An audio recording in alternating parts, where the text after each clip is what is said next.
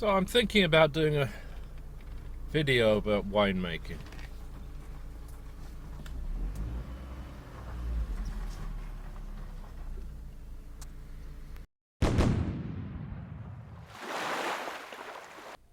So I've been making homemade wine for 25 years or so, on and off.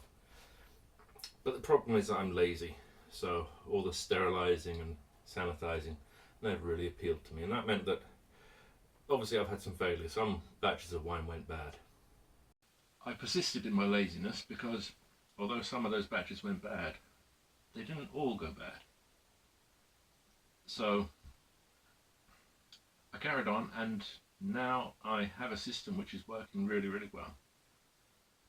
Now I know I'm going to get a lot of comments from other winemakers saying that you shouldn't do it this way, but it's working. Now I'm not saying this is going to be the best method for everyone. Go and look at lots and lots of other videos. They'll all tell you all about the sanitizing and sterilizing and everything. It's up to you what you do, but this really does work.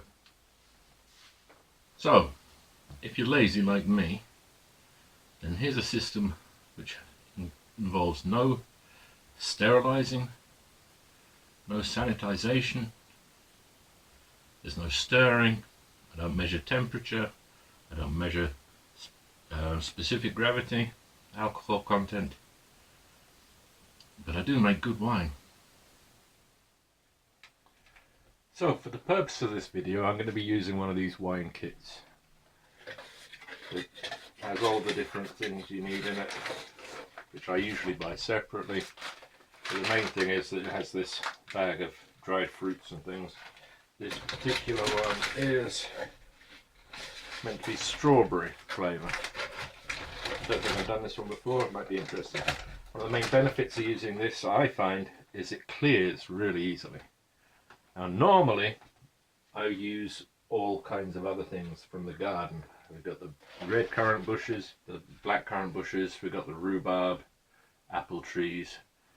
I every year do spruce bud wine, and I do nettle wine and dandelion wine, and I do two different kinds of dandelion wine. I do dandelion petal wine, but I also do dandelion bud wine, which I've never seen anyone else do on any of the videos on YouTube that I've watched, so maybe I'll do a video about that later. But for the purposes of this demonstration, the dried stuff will be more than adequate to show the basics of what I do differently. Okay, so it might be getting a little bit steamy in here. I'll explain that in a minute, but I'll go through some of the stuff that I do use. I do use bags, but I don't pay for the bags that you get from the winemaking shop. You can get all kinds of bags. These are ones that come from a grocery shop that are meant for gathering your vegetables in the shop. You get them, they cost virtually nothing. Electronics nowadays quite often come in these permeable fibre bags, so I use those. That's another big one. That was for a soda stream type appliance. I actually use that for wine making, for beer making. But what I tend to use, the cheapest possible option, is these ankle socks, tights, or whatever you want to call them.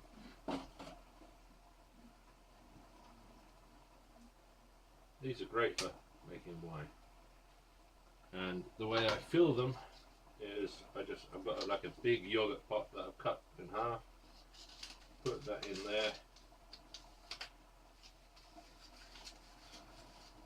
and then I can fill all the stuff in there.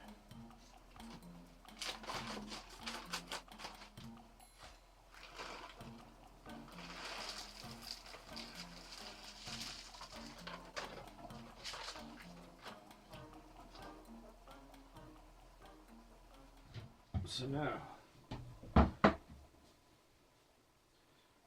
to take my bag of dried fruit, put it in the barrel. So I do wash the barrel obviously, but I just use water, no disinfectant, no chemicals, no tablets. Definitely no soap. Doesn't matter how much you rinse that out, you're still going to end up with wine that tastes like soap. Then I'll leave the barrel to dry until it's completely dried. So this says put the fruit and the sugar in the barrel, put in 10 litres of boiling water and stir to dissolve the sugar. And then add cold water up to 20 litres, then check the temperature and add cold or hot water to get it to 35 degrees. Not going to do that. Now, although I don't disinfect and sanitize, I do take some measures to avoid contamination. And the first rule of this system is boiling water. Now, I don't know if you can see over here, but in this part of the world we have these things. And it's a wood-fired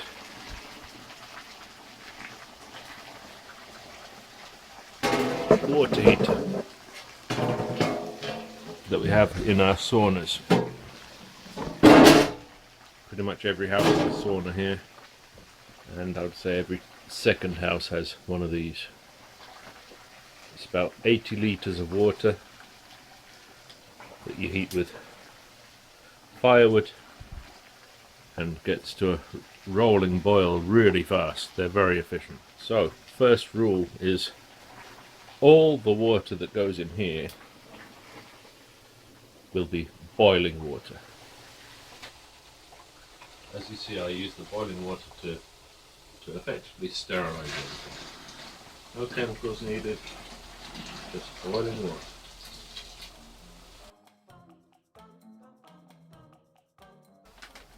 Once I've got maybe 5 litres of water in there, I add the sugar. I go for about 5 kilos. If you want really strong wine, you can put more in, but I like a dry wine.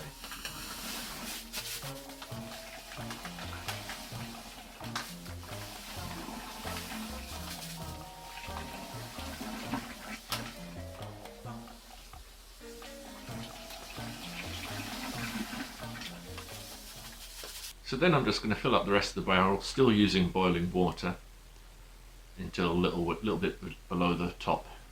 Now obviously if you haven't got a hot water heater like mine, then you're going to have to use a really big saucepan or heat up multiple batches of hot water. Now I'm not stirring even to dissolve the sugar, just using the action of pouring the water in to mix things up and dissolve that sugar, and if there's some sugar undissolved at the bottom, it doesn't really matter. So why not stir the sugar in? Well, if you're stirring the sugar in with some spoon or other implement, then that's adding an extra possibility of contamination. Unless that spoon's not perfectly sterilized, then it's one source of possible contamination, and you'll see this is going to be a theme through this video. So because we used hot water, we're going to have to wait for about 24 hours before the liquid cools down. I don't use a thermometer at all. I just touch the side of the barrel, and when it's a little less than the temperature of my hand, then we're good to go. So at this point people will start to experiment with the specific gravity to find out the sugar content of the wine. But I don't do that. I see it as a risk of contamination. They'll also start to rehydrate yeast using a glass of warm water, putting the yeast in there, stirring and letting it swell to get a bit of a head start. Well, I don't need a head start, and what you're doing is introducing a glass or a jug which is potentially not sterile, warm water which is potentially not sterile, and stirring with a spoon which is potentially not sterile. So I eliminate all of that. I'm not going to do that. And you'll see this is effectively the second rule of this system. The first is boiling water, and only boiling water goes into the barrel. And the second is eliminate every possible point where a contaminant could be introduced into the wine. So I just briefly open the barrel and sprinkle the yeast straight onto the surface. It might look like this is a lot of yeast going in, but these packets come with a sachet which is combined yeast and yeast nutrients. That's why it looks like there's so much. The instructions now say to stir, but obviously I'm going to avoid that risk. And instead, all I'm going to do is put the lid back on, turn the barrel to the side so that the airlock is to one side, and then I'll give it a shake to mix the yeast in.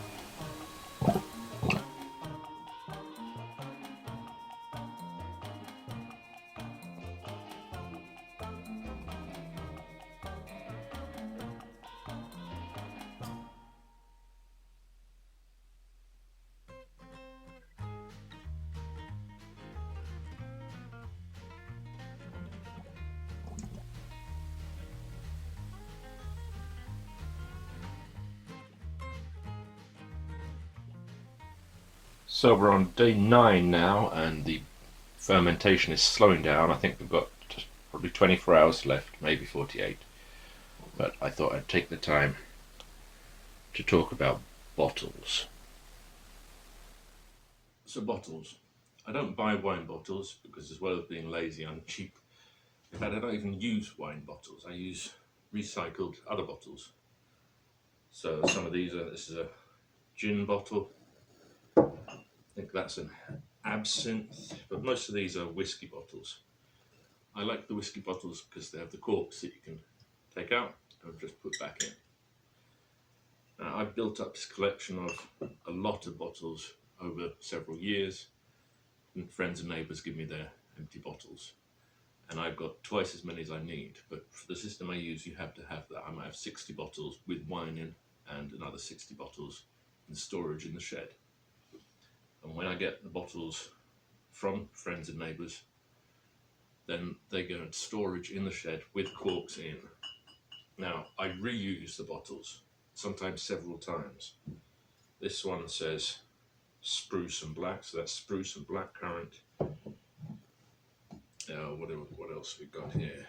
And R means rhubarb. There's a double D, so that's a double strength dandelion, etc., etc. I keep on using them, and I never wash them. Now, over time, sometimes they lose the corks or the corks break, and then I do have to use these corks that you get from the winemaking shop. So what I do with the bottles is that they go into storage, and when I'm going to use some bottles, I try and take the ones that have been in storage for the longest. And what that means is that they're probably going to be sitting in the shed for 6 months. Now, a bottle like this, it's damp on the inside, the temperature is going to fluctuate the whole time. If it's sitting there for 6 months, okay, the cork's in, but it's basically like a Petri dish.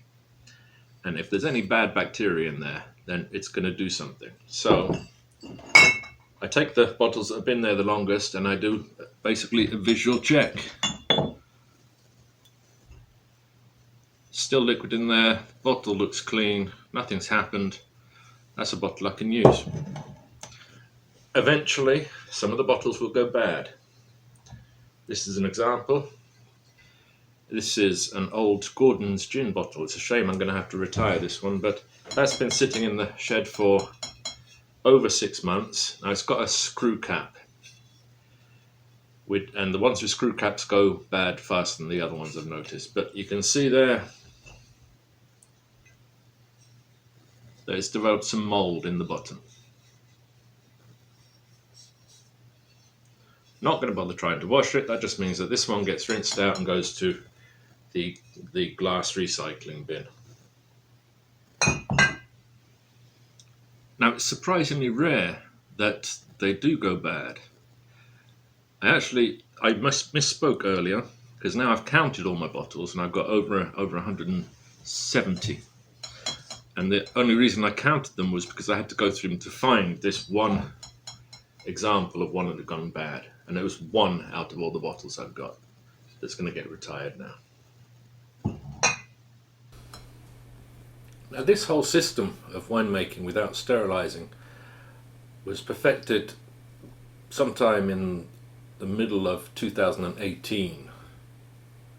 So it's well over 2 years, probably over 20 batches of wine, and every single one of them has worked. So even if the next one goes bad, that still gives me about a 95% success rate. But this bottle system I've been using for much, much longer, literally hundreds and hundreds of bottles. And once the wine, if the wine's good, once the wine is in the bottle, I've never had a single bottle go bad. But it's looking like the fermentation has stopped, so let's get going. So the fermentation has stopped, and this next part was a difficult part to figure out, because with the instructions there are 3 things that now need to be done. You would normally siphon the wine out of this barrel into another clean barrel, leaving as much as possible of the yeast and any other particulates in there behind. You would then add a fermentation stopper, which comes in the pack, to stop the fermentation, obviously, any residual fermentation that there might be. And you would then have to mix this in vigorously, shaking the whole thing up to try and get the carbon dioxide out of the wine. Now obviously that's several things that I don't want to do. I don't want to introduce another barrel into the mix. I don't want to put a siphon tube into this barrel. And the third thing is that mixing in the carbon dioxide. That if I want to mix in the carbon dioxide then, and I haven't siphoned it, then all that yeast is all going to get stirred up again, which I really don't want either. So what I did was, I did a trial, this was back in 2018, just to see how necessary that release of carbon dioxide is. And I did 2 loads of wine side by side, red currant wine. Exactly the same, the only difference was with one of them I mixed up to get rid of carbon dioxide, and with the other I didn't. And the end result was 2 wines that were really good and exactly the same, couldn't taste the difference between them. So I decided that I could dispense with that as well. What that means is, instead of siphoning and using a new barrel now, all I'm going to do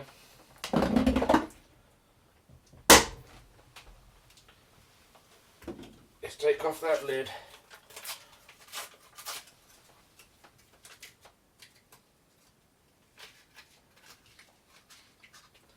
and put the fermentation stopper straight in.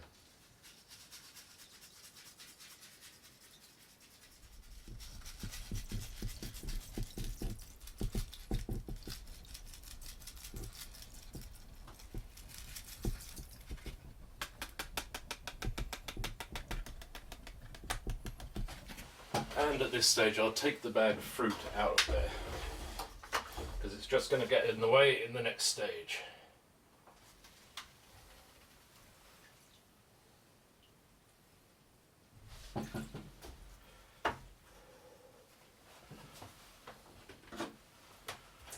And lid back on.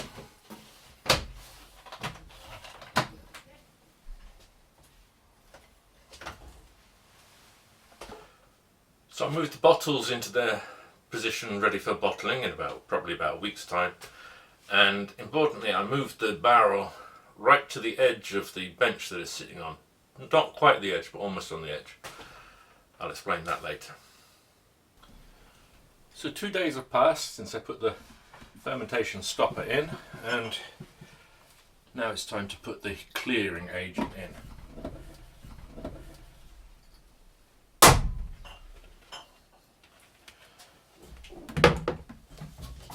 Clearing agent comes in 2 pieces, 2 different liquids that go in. So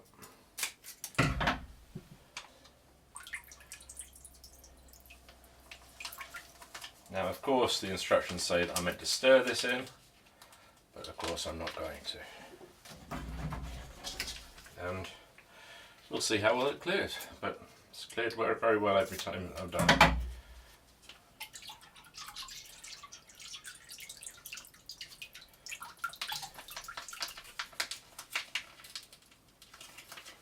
Lid back.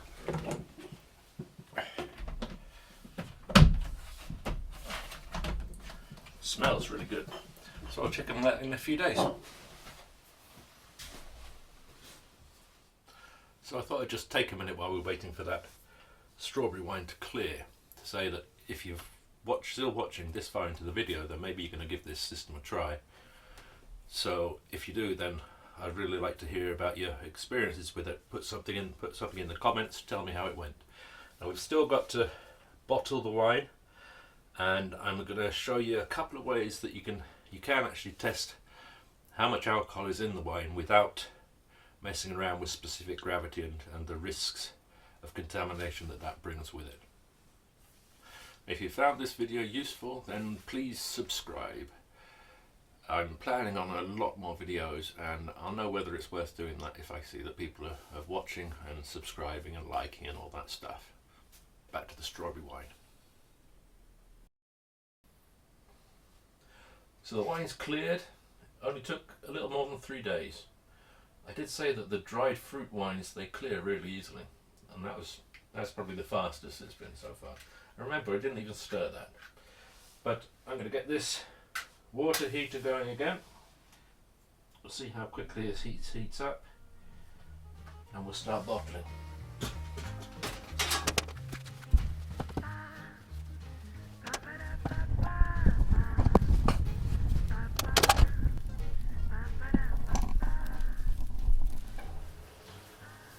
So it's been 25 minutes and the place is getting full of steam.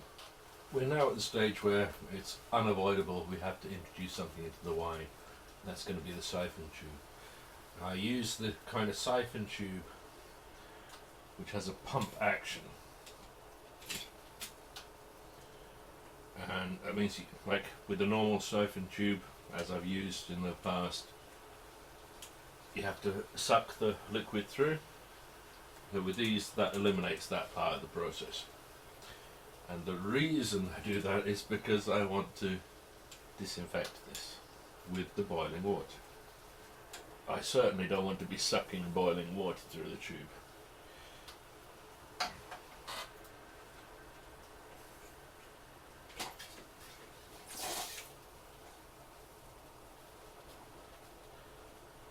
So now we're siphoning boiling water through that tube, so we know that it's disinfected on the outside and on the inside. And I'll put the other end in there as well. Get that disinfected too.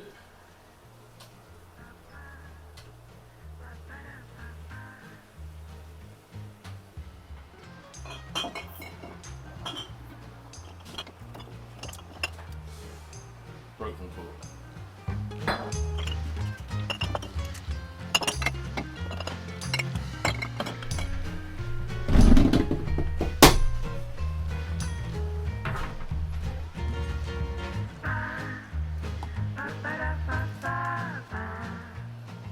So I'm putting this into the barrel.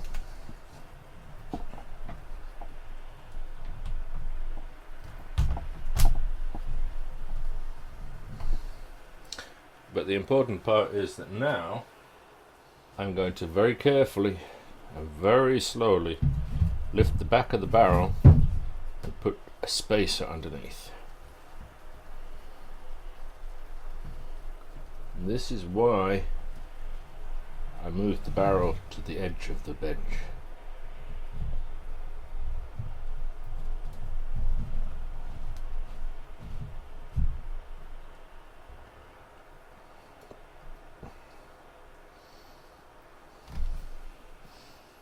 Like that.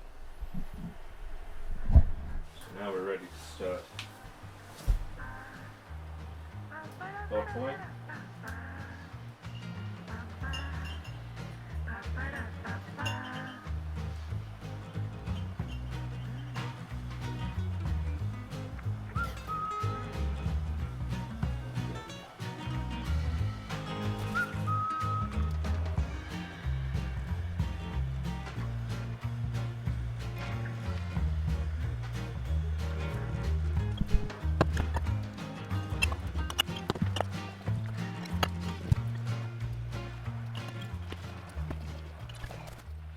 Now at this stage, in between bottles,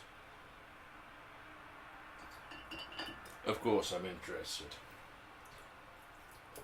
in what this stuff tastes like.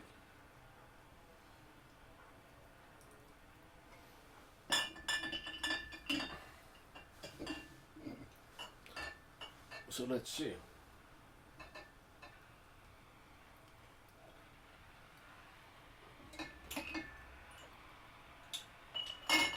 Oi. Okay, well it's worked again. It's definitely a dessert wine, but it's not that sweet. Quite dry. Dry strawberry. Strange. I suspect this is really strong. I'm getting a burning at the back of the throat. Really strong. But I'll test that soon.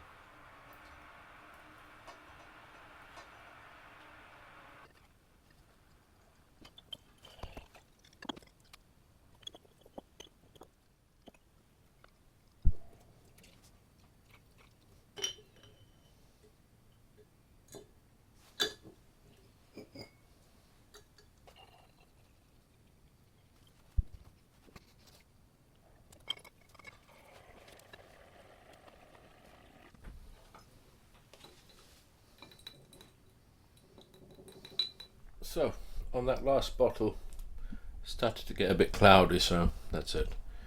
Now, we've sacrificed 3 or 4 litres of wine, but I don't see that as a big deal. Got a whole load of bottles, and because we didn't do that in-between stage of taking of siphoning the wine out to leave the yeast behind and stuff, then we had some yeast at the bottom, and just means we have to stop a little bit earlier with the bottling. 2 or 3 bottles less than we would have had, but much less hassle.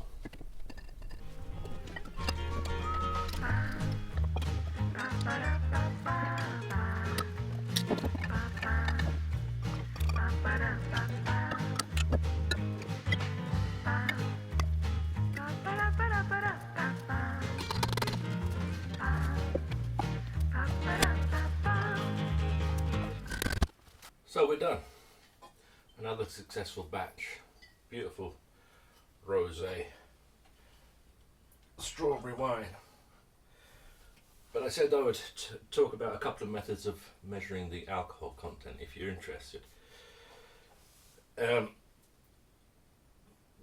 normally people will mess around with this specific gravity, measuring the sugar content of the wine at the beginning and then at the end, and then noting those down, and there's a complicated equation that they use to figure out how much alcohol there will be based on the reduction of the amount of sugar.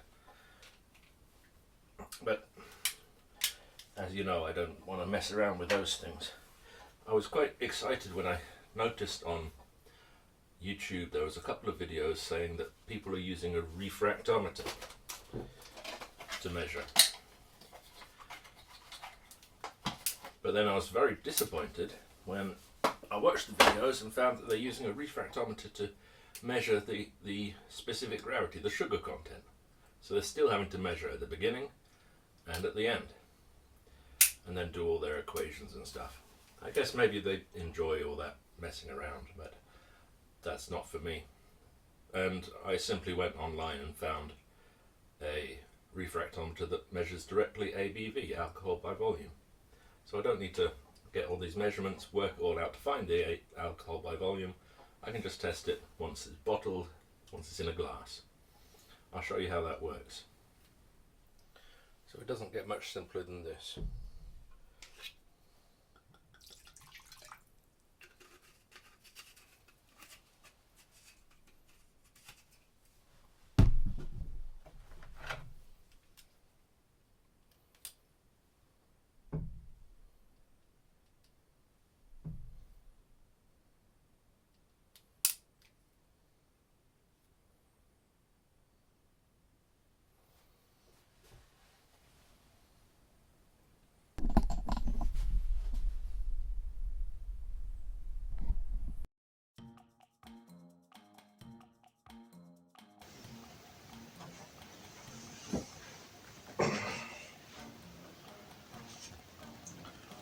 So the refractometer says close to 18%.